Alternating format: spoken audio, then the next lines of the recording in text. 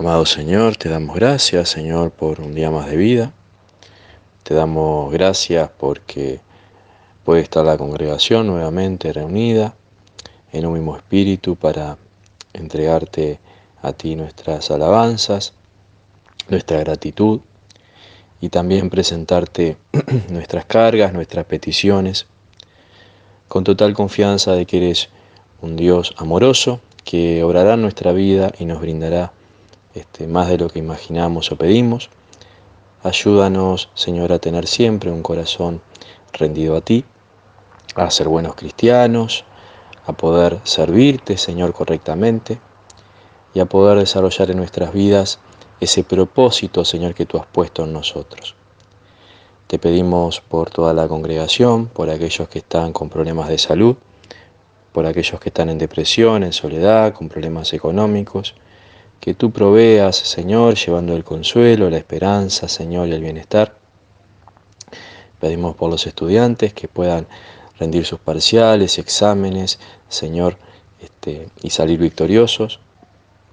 Pedimos por el personal de salud del país que está, Señor, lidiando con los que están con problemas por este virus, Señor, que tú los bendigas, les proveas de los insumos necesarios para llevar adelante su labor.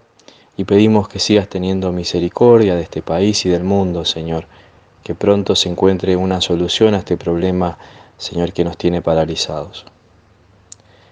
Por tu iglesia, que pronto los hermanos puedan volver a congregarse, que tú dispongas, Señor, de ese día en el cual podamos volver a vernos cara a cara con nuestros hermanos en Cristo.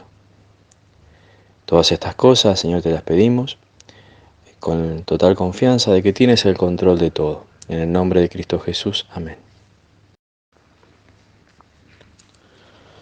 La lectura bíblica en esta tarde será en el Evangelio de Lucas, capítulo 4, versículos 16 al 21.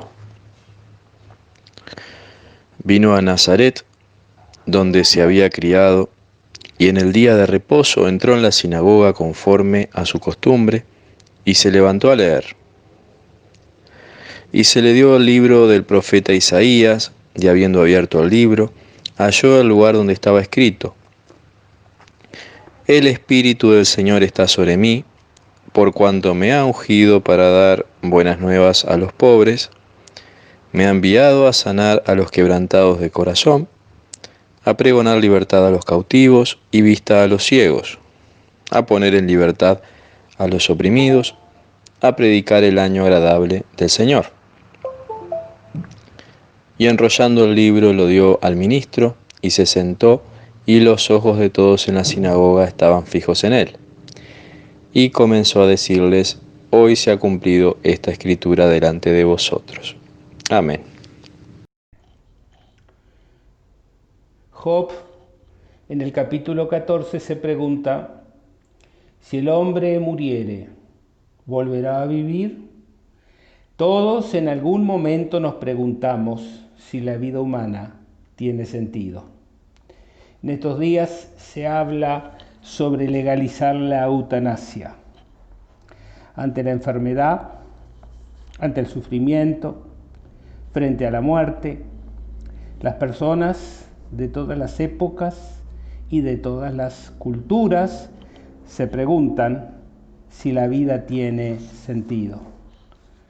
Cuando vamos a la filosofía, Albert Camus, en su libro El mito de Sísifo, plantea que solo hay una cuestión verdaderamente importante para la filosofía, y es la cuestión del suicidio. García Márquez escribe para el diario El País un relato. Él lo presenta como verdadero, pero muchas voces consideran que es bastante ficticio. Lo cierto es que él publicó este relato en 1983, después de la Guerra de las Malvinas, donde narra el regreso de un joven soldado argentino. Al llegar a Buenos Aires, llama telefónicamente a su madre y le pide permiso para llevar a un amigo mutilado por la guerra. Su amigo había perdido una pierna, un brazo y había quedado ciego. No tenía familia, ni tenía dónde ir. Dice en el relato, su madre, muy feliz, le respondió a su hijo que volviera cuanto antes, pero que no llevara a su amigo, porque después de todo lo que había sufrido, no se sentía capaz de cuidar a ese muchacho mutilado. El muchacho colgó el teléfono y se suicidó, porque el amigo mutilado del que hablaba era el mismo. Historia triste, por cierto, pero el mundo está plagado de estas historias. Abundan los relatos en todas las épocas del miedo a la muerte o al sinsentido de la vida.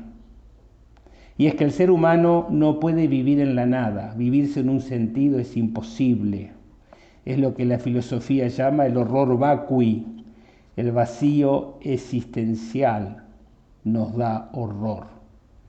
Para vivir necesitamos que nuestra vida tenga sentido y necesitamos poder compartirlo con los demás. Aun cuando la vida no parezca tener una finalidad clara, aun cuando se atraviesen penurias, igual queremos vivir. Miguel de Unamuno decía, los hombres desgraciados prefieren la desgracia a la no existencia. Kafka entendía que no era posible que el hombre viva sin tener una creencia. El siglo XX ha sido un siglo que ha demolido las ideas de progreso que engendró el siglo XIX. El siglo XIX creía en el progreso y en el avance. El siglo XX se dedicó a demoler esta idea. El nihilismo, corriente filosófica que niega la existencia y el valor de todas las cosas, que considera que al final todo se reduce a la nada, que la vida no tiene sentido, tuvo en la voz del filósofo alemán Nietzsche uno de sus mejores exponentes. Nietzsche hablaba de la muerte de Dios como un rechazo a los valores absolutos. Para él el hombre ya no depende de Dios ni está sometido a su voluntad y en consecuencia puede buscar sus propios valores, lo que dará paso al superhombre. La influencia del nihilismo luego se encuentra con el existencialismo de Sartre y todas estas corrientes van a desembocar en lo que los estudiosos llaman el posmodernismo. El siglo XIX fue el siglo de la razón, el siglo XXI será el siglo del sentimiento. Y para todas estas corrientes filosóficas, la vida no tiene propósito. Luego, cuando usted dirige la vista a los sociólogos, los grandes sociólogos sostenían que la ilusión religiosa desaparecería en la sociedad moderna. Carlos Marx consideraba las creencias religiosas como un producto de la alienación del hombre y acuñó la frase de que la religión es el opio de los pueblos. Durkheim, otro de los padres de la sociología, entendía que la religión tradicional desaparecería. Max Weber, en cambio, consideró que las creencias eran capaces de provocar grandes cambios sociales y escribió un libro atribuyendo al puritanismo protestante el origen del capitalismo. El tiempo ha demostrado que todas estas opiniones no se sostuvieron. Descartes, anterior a ellos, sostenía que el hombre tiene un vacío en forma de Dios que solo Jesucristo puede llenarlo. Ahora bien, yo los invito a leer lo que Dios nos dice. En Hebreos capítulo 2, la carta a los Hebreos capítulo 2, dice: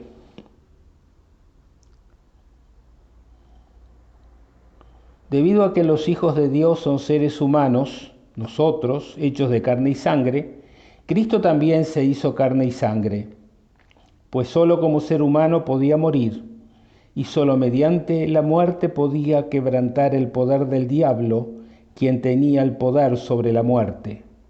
Únicamente de esa manera Cristo podía libertar a todos los que vivían esclavizados por el temor de la muerte. El apóstol Pablo, escribiéndole a los romanos, en el capítulo 1, versículo 21, dice: ellos conocieron a Dios, pero no quisieron adorarlo como Dios ni darle gracias. En cambio, comenzaron a inventar ideas necias sobre Dios. Como resultado, la mente les quedó en oscuridad y confusión. Afirmaban ser sabios, pero se convirtieron en completos necios.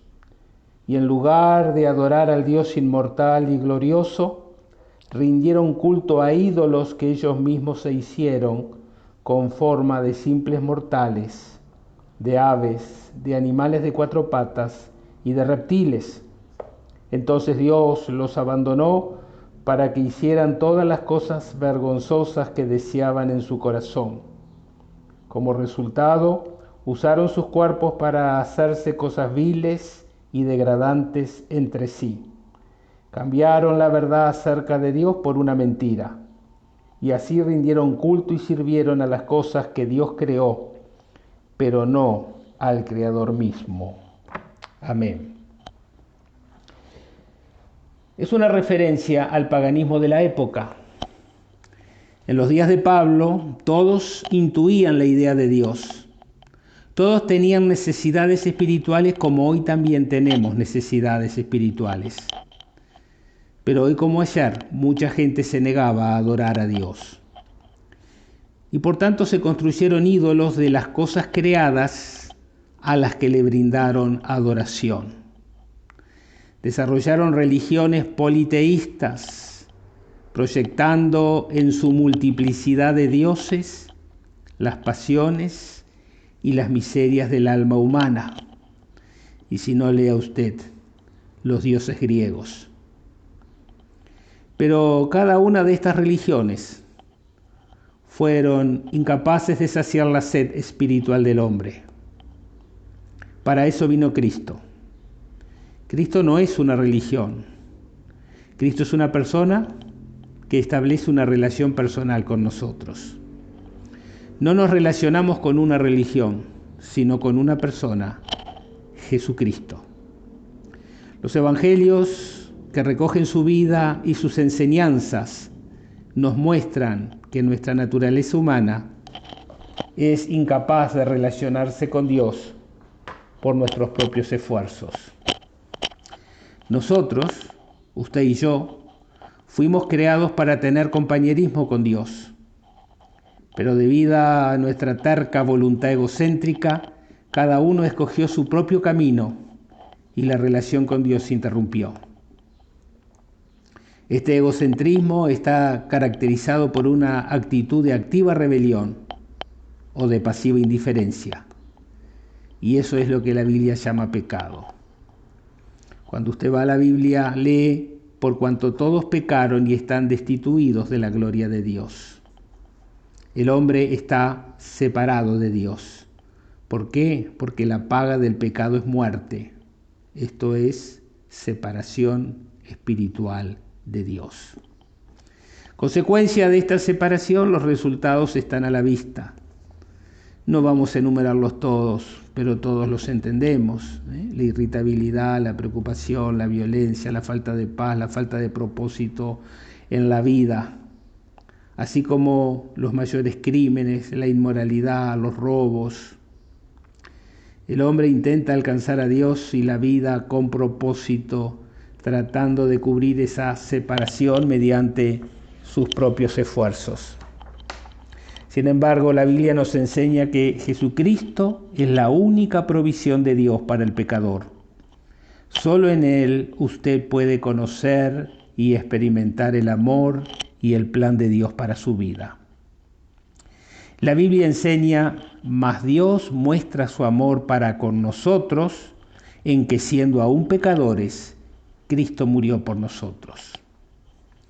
Cristo es nuestro sustituto y con su muerte nosotros recibimos el beneficio de perdón de pecados y nos libera de la maldad y del temor a la muerte. ¿Cuál es el camino para llegar a Dios? No es la religión, no es la filosofía, no son las buenas obras, es Jesús. Jesucristo declaró: yo soy el camino y la verdad y la vida, y nadie viene a Dios sino por mí. De manera que Dios tiende un puente para cruzar el abismo que nos separaba de Él, al enviar a Jesucristo, quien murió por nuestros pecados en nuestro lugar en la cruz.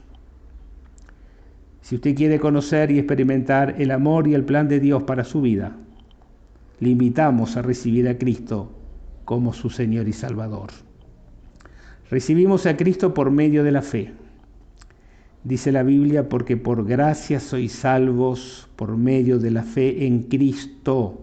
Y esto no es de ustedes, pues es un don de Dios, y no por obra, para que nadie se gloríe. Recibir a Cristo comprende volverse a Dios, confiando en Cristo, para que entre a nuestras vidas, perdone nuestros pecados y nos dé un propósito, su paz, su alegría y su gozo. En el Evangelio de Juan, en el capítulo 11, el evangelista incluye las palabras de Jesucristo ante la tumba de Lázaro y le dice a Marta: yo soy la resurrección y la vida. El que cree en mí vivirá aún después de haber muerto. Todo el que vive en mí y cree en mí jamás morirás. Cristo es el autor de la vida. Nosotros estamos muertos en pecados y en delitos, declara la Biblia. Pero cuando Cristo viene a nuestro corazón, nos resucita de esa muerte espiritual, nos da vida espiritual, nos da su presencia, nos da su compañía, nos da su palabra, nos da su ejemplo, para que como Él anduvo, nosotros procuremos andar. Lo que necesitamos en estos días de dificultad es volvernos a Dios. Necesitamos a Dios en la vida nacional. Necesitamos a Dios en la vida familiar. Necesitamos a Dios en nuestro corazón para que esta tierra sea sanada. Los hombres hacen sus esfuerzos para disminuir la criminalidad, para disminuir la corrupción, para disminuir la violencia, pero todos estos esfuerzos chocan contra la naturaleza humana. Lo que necesitamos es que nuestros corazones cambien y se vuelvan a Dios para obtener paz en nuestros corazones. No podemos seguir siendo parte del problema, tenemos que seguir siendo parte, o tenemos que volvernos parte de la solución. Y la solución para nuestra nación es salir de la oscuridad espiritual e ir a la luz de Jesucristo. Por tanto, le invito donde se encuentre ahora a hacer una oración muy simple. Orar es hablar con sus propias palabras. Allí donde está, yo le invito a que usted con sus propias palabras le diga a Dios: perdona mis pecados, límpiame de toda maldad, abro mi corazón para que Jesucristo venga a morar en mi vida y dame el propósito, la paz, el gozo y la alegría que mi vida necesita. Y Dios hará esto y mucho más por usted. Vuélvase a Dios y Dios bendecirá su vida. Amén. Les invitamos a enviarnos sus comentarios a la dirección, al email que luce en esta presentación. Que tengan una buena semana y que Dios los acompañe.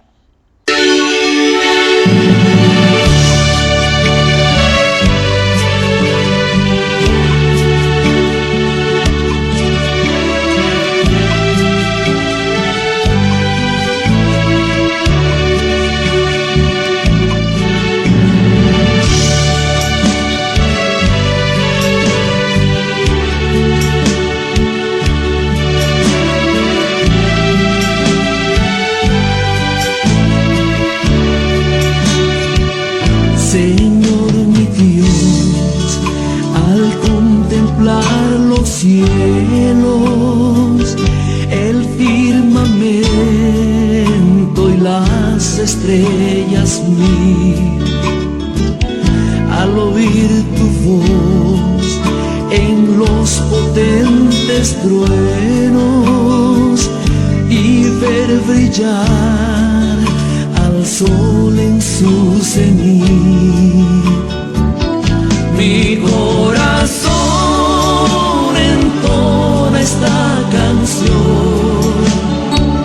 Cuán grande es Él, cuán grande es Él. Mi corazón entona esta canción. Cuán grande es Él, cuán grande es Él.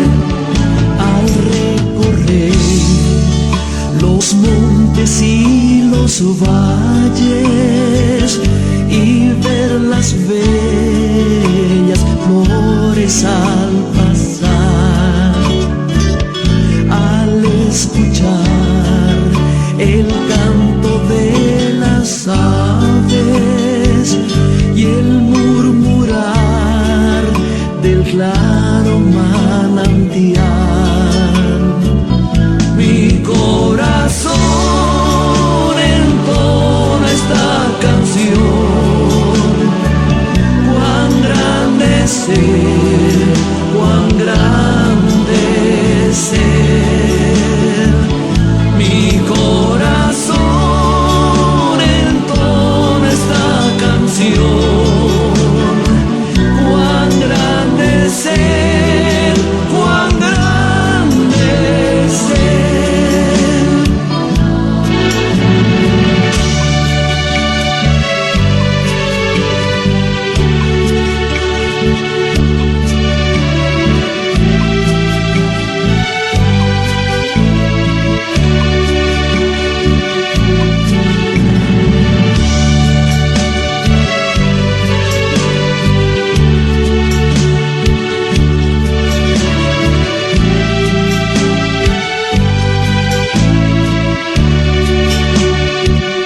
Cuando el Señor me llame a su presencia, al dulce hogar, al cielo de esplendor, le adoraré cantando la grandeza de su poder y su infinito amor.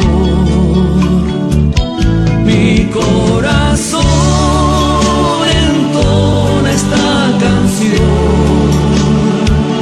Cuán grande es Él, cuán grande es Él.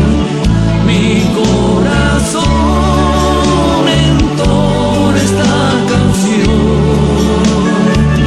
Cuán grande es Él, cuán grande es Él.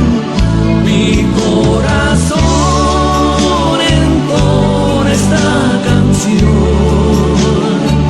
Cuán grande es Él, cuán grande es Él. Mi corazón entona esta canción. Cuán grande es Él.